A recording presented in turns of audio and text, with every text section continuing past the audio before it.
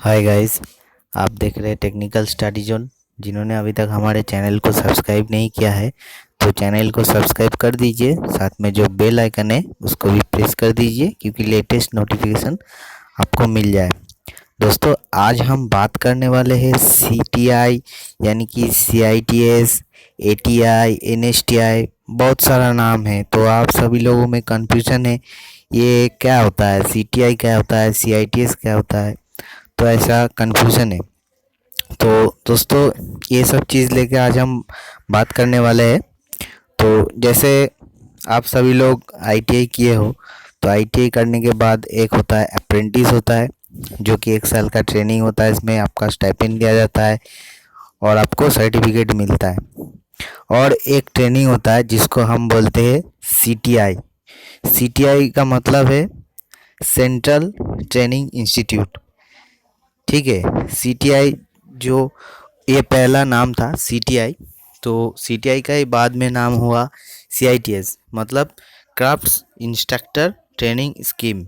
उसका ही अलग नाम है एटीआई, मतलब एडवांस ट्रेनिंग इंस्टीट्यूट।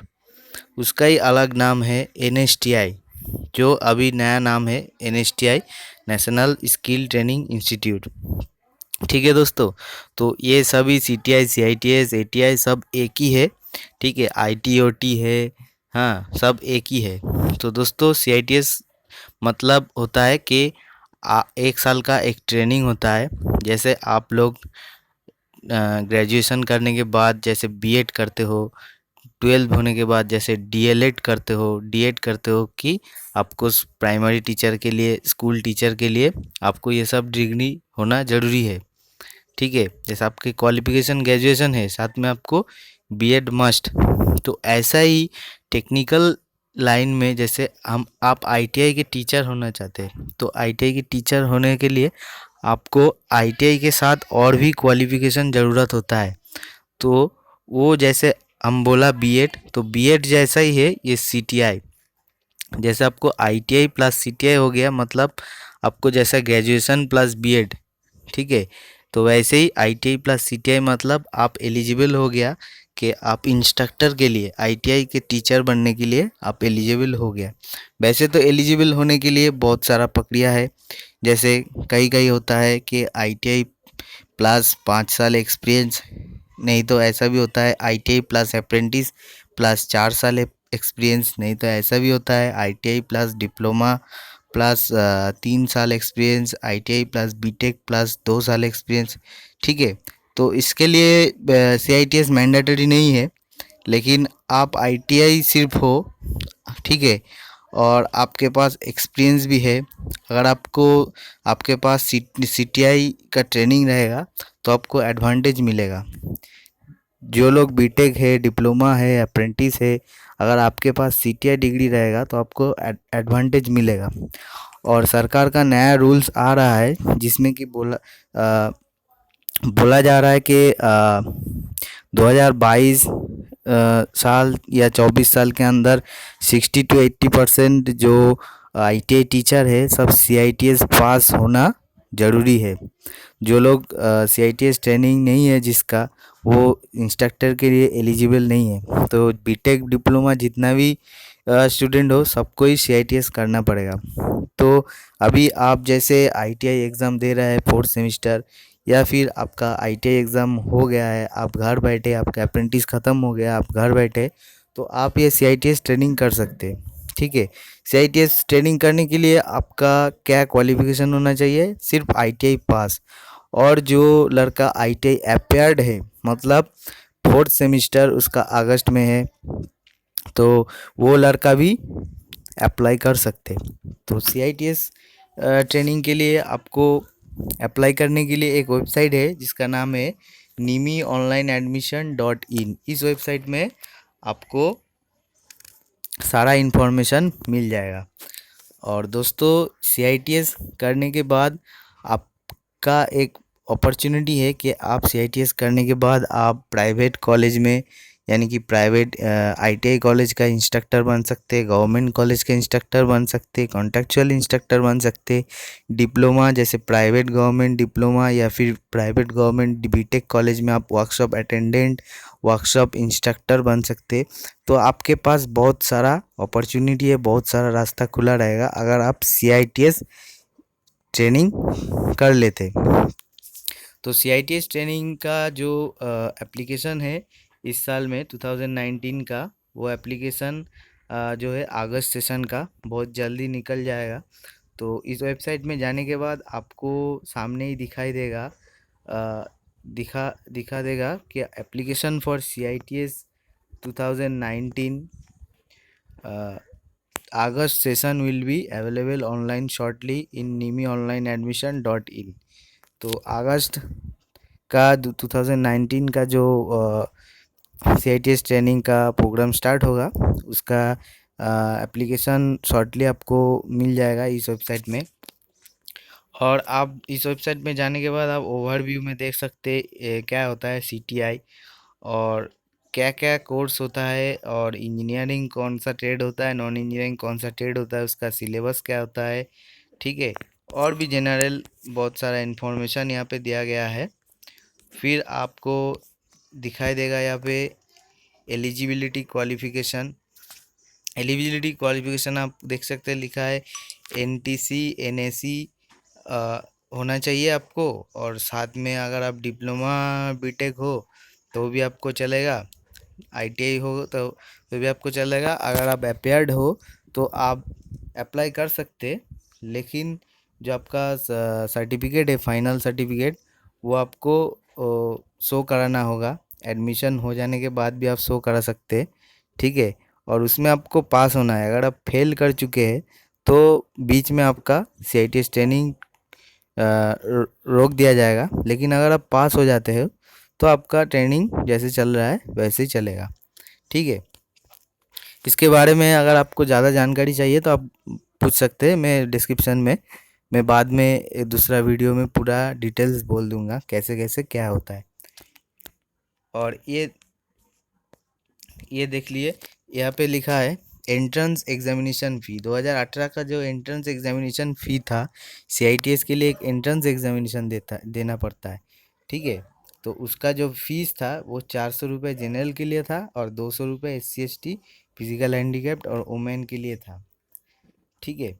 और SC ST OBC physical handicapped एक सर्विसमैन का रिजर्वेशन मिलता है, जैसे गवर्नमेंट का मिलता है ऐसे ही रिजर्वेशन मिलता है।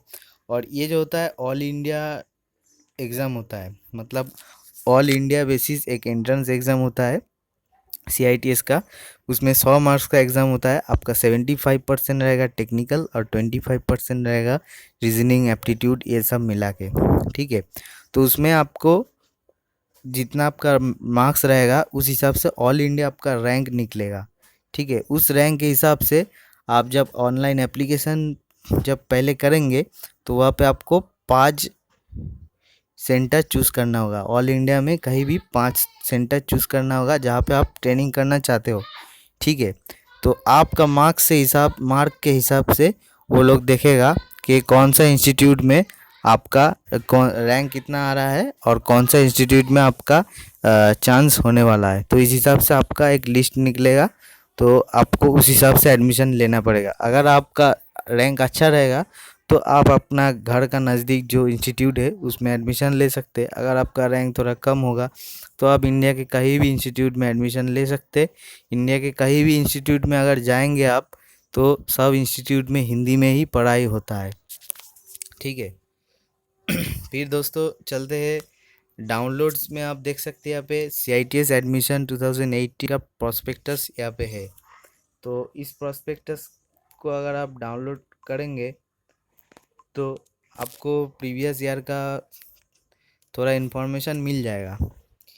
जैसे देखिए यहाँ पे प्रॉस्पेक्टस आपको वीडियो की डिस्क्रिप्शन में मिल जाएगा, आपको आप इस वेबसाइट से आपको मिल जाएगा कितना इंस्टीट्यूट है, उसका नाम है, उसका एड्रेस है, उसका फ़ोन नंबर है, ठीक है। और यहाँ पे देखिए क्या होता है CITS का जो सेमिस्टर फ़ी लिखा है 1400 रुपये, SC ST के लिए 600 रुपये, हॉस्टल रेंट होता है 700 रुपये, ठीक है। ये सब दिया गया है, तो ज़्यादा खर्चा नहीं होता है CTI ट्रेनिंग के लिए। और हॉस्टल फ़ी भी बहुत कम होता है, लगभग 100 रुपये मंथली हॉस्टल फ़ी होता है, ठीक है। 1 साल में आपका 1200 रुपये लगेगा। और SC ST के लिए एडमिशन फ़ी में भी बहुत फ़ी कम मिलता है। और आप देख सकते हैं 400 रुपये आपका एंट्रेंस एग्ज़ाम का फ़ी है, SC ST के लिए 200 रुपये। और ये जो एक लिस्ट है आप देख सकते हैं, यहाँ पे दिया गया है कि टोटल जो सीट है यहाँ पे दिखा गया है। जैसे चेन्नई, कालीकट, ये सब इंस्टीट्यूट का नाम है और कौन सी ट्रेड में कितना सीट रहता है वो दिया गया है। और जो होता है जितना सीट रहेगा उसका 25% क्या होता है, स्टेट गवर्नमेंट के लिए रिजर्व रहता है।